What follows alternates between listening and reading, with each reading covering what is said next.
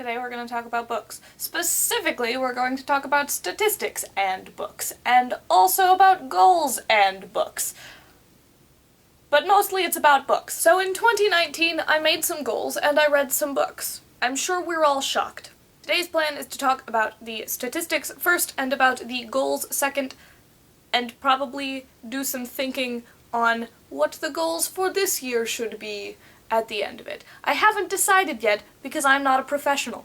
Okay, so first things first, let's talk about statistics. I read approximately 75 books. I don't know for sure because some of them were rereads, and Goodreads counts things differently than my spreadsheet counted things, so according to my spreadsheet it was 72, but according to my Goodreads it was 77, and I don't know. Approximately 75 books. Right? We were in that number. You will notice as we go through these statistics that I am not good at math or numbers, and because these are my statistics about my stuff, I can be as general as I want and I don't care. Welcome to the party. A secondary caveat, you will notice in the numbers that I'm giving and the things that I'm talking about that the numbers that are percentages don't always add up to 100%. Why, you may ask, do they not add up to 100%? Well, the answer is that spreadsheets are hard. And formatting spreadsheets so that they accurately count all of the things is also hard, and I didn't feel like doing that, so I'm just going with the approximation that has been spit out by my spreadsheet, because I didn't make it in the first place, so I don't even know what it's counting. This is also why some of these things... Caveat number 2, I didn't make this spreadsheet, I just kind of downloaded it and used it because it was useful for me not to have to spend time on figuring out that kind of thing for myself. Now that I have used the spreadsheet, I have a better idea of my own personal goals and the stuff that I want to track, but it caused some problems that I was not the person who made the spreadsheet. As evidenced by the fact that not all of the numbers add up to 100%, and also by the fact that we're not just going through the spreadsheet, because there's a lot of stuff in the spreadsheet that I didn't really track and did not really care about. I think that's all of the caveats, but we may come across a couple more later on. Joyful. So, statistics. According to this spreadsheet, I rated an average star rating over the year of 3.9. I don't think this spreadsheet was counting DNFs where I did not put a number in the star rating, because technically that is a 0, but there wasn't a number in the box, and there isn't a 0 count on the other bit of the spreadsheet, so I don't think it's counting my DNFs. So overall, of the books I did rate, which was usually not my DNFs, there are a couple I did rate. I'm not consistent, don't worry about me. Overall, of the books I rated, I generally gave them a 3.9, which is almost a 4, which is rather positive on the whole. The breakdown goes like this. Apparently I rated 17 things 5 stars, 4 things 33 things 4 stars, I can speak, 12 things 3 stars, 4 things 2 stars, and 2 things 1 star. Which is nice. I don't like rating things 1 star. 1 star means that I can't conceive of why anyone should read this book, right? So I don't like 1 star. I tend not to do 1 star. If I can think of any reason why somebody might like the book, then it gets 2 stars. Because I can imagine somebody else liking it. So there were 2 1 stars this year. That'll be fun. Overall, adult versus young adult, I read 54% adult books and 44% young adult books, and whatever percentage of left is like middle grade kid stuff, I think. There's like 1% that is not accounted for, and I'm pretty sure that's the one I read The School for Good and Evil, which is like a middle grade kid's book. Which is very fun. It's a pretty even breakdown, and it was also a little unexpected that the breakdown of adult to YA was actually in the favor of adult. I was not expecting that because I consider myself a YA reader and a YA expert to a certain extent. This could also be because things like textbooks have been included in my reading counting because it's reading, obviously, and all of that is adult-focused. So that's a possibility. It's also a possibility that we are slowly but surely moving away from YA as we grow older, as sometimes happens. And it's also possible that I read the YA as it comes in much faster than I read everything else, and since I was focusing on reading my TBR that I already owned this year, I was getting to all the adult books I didn't want to read last year. There are so many options. There's so many possibilities for this. In terms of the genre breakdown, we've got fantasy at 36% at the top of the list, fiction at 22, nonfiction at 17, romance at 13, sci-fi at 3, and short stories at 1%, which adds up to 97.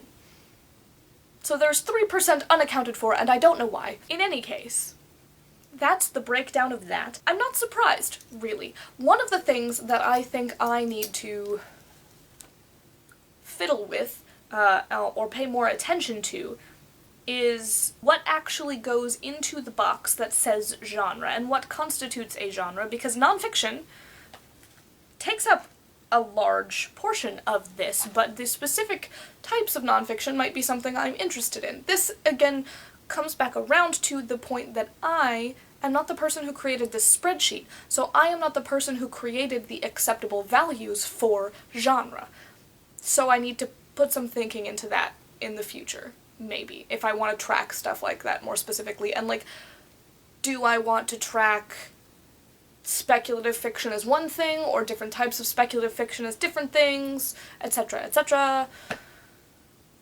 Yeah, so I don't know about that, but, you know, that's where we're at. And, like, I'm not surprised that fantasy was the top spot and fiction was the second spot, or that romance is quite high on that list. Ooh, this was fun. In terms of publication year, 68% of the books that I read were published after 2016. Like, 2016 and forward in the timeline. I've read a lot of really recent books in the last year, which honestly is probably because I was working at a bookstore, and so most of my whims were taken by books that had been published fairly recently, because that's what they carry at the bookstore. Like, so it's not necessarily shocking, but it is interesting and not something I was really thinking about. According to the spreadsheet, and I have no idea how it figured this out, because I don't know the equation behind it, but according to the spreadsheet, I started the year with 77 books on my TBR, and I ended the year with 55 books on my TBR, which I think is probably accurate, maybe, but I need to count, and I also need to figure out if I included rereads that are on my TBR shelf of, like, books that I liked that I got from the library when I was in high school, or something like that I now wanted to own, and so now I own them, but I've read them before, but they're on my TBR shelf because I haven't technically read it since I bought it, right? So, like, I don't know if I included those on my TBR list over here in my laptop. My laptop's down this way. You know, I don't know if those were on that list, so I don't know if those count. So in my recounting, I have to figure that out, and also I have to figure out what have I bought since January 1, because it's January 6 now, and also I have to remember to count the books that are still in Boston, where I live, because I don't know if you've noticed, I'm back in my parents' house. Which is to say, I have no idea if those numbers are correct, but they're numbers.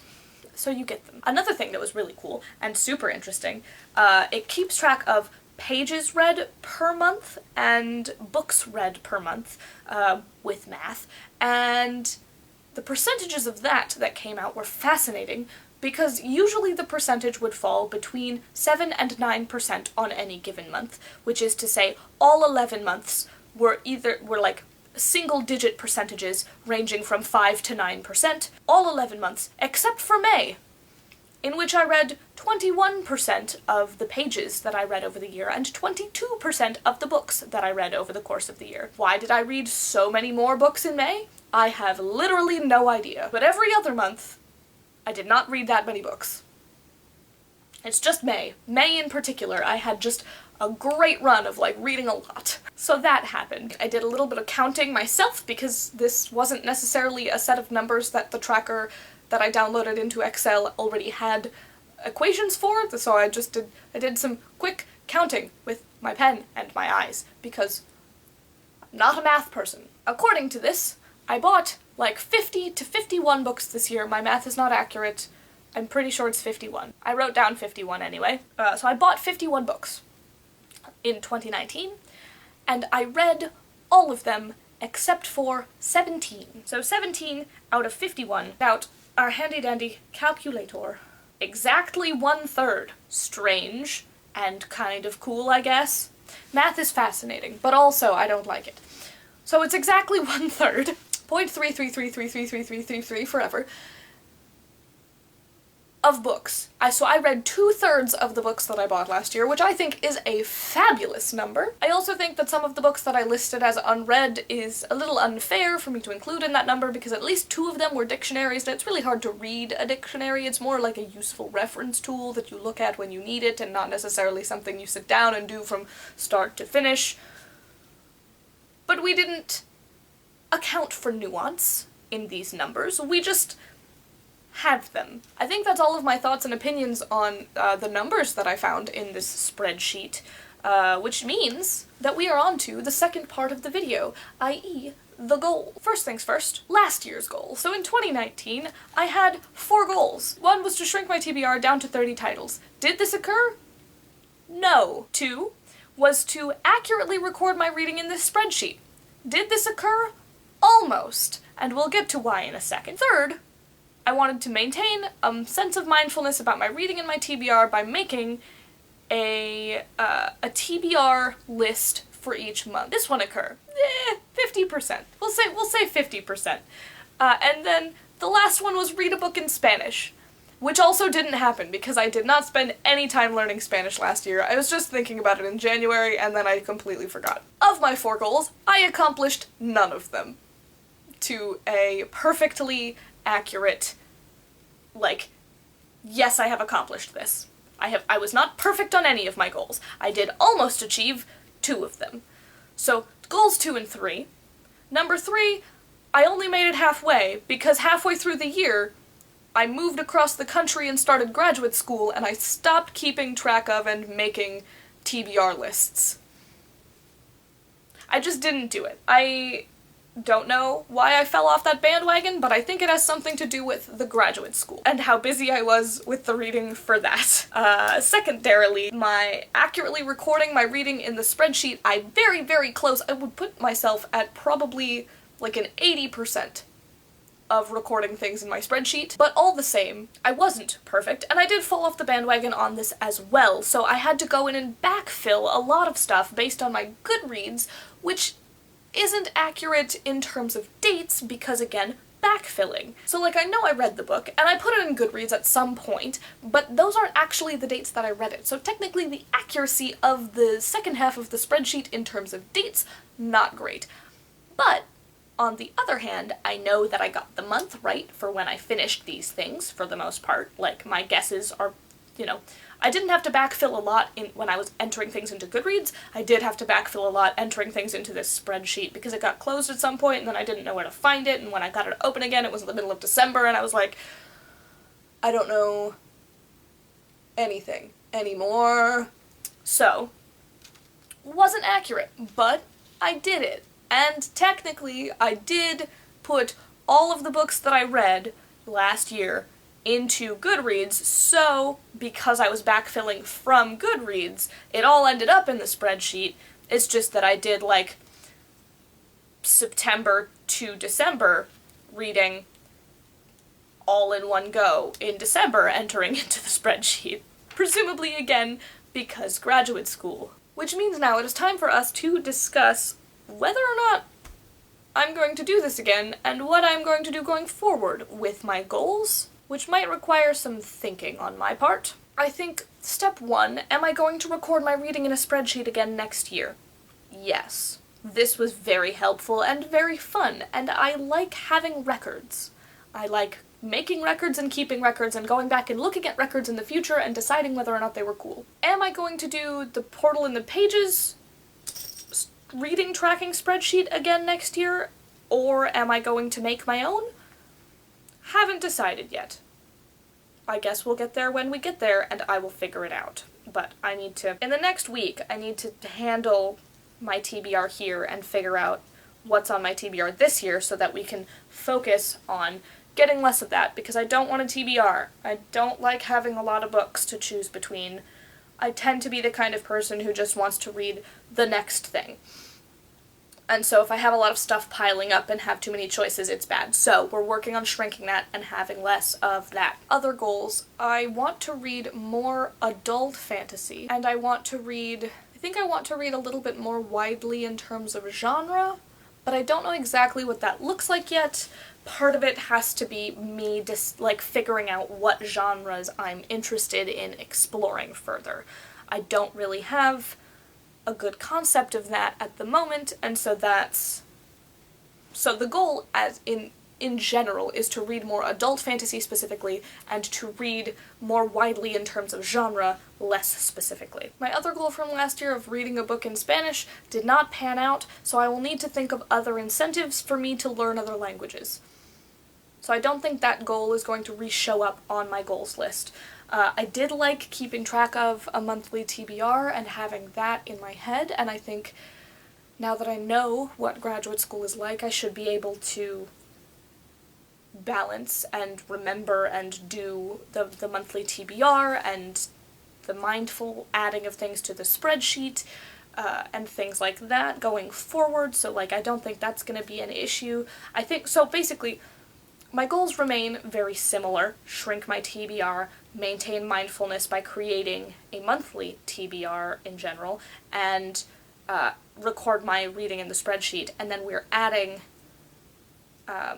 this intention to try to read more widely in a couple of specific directions.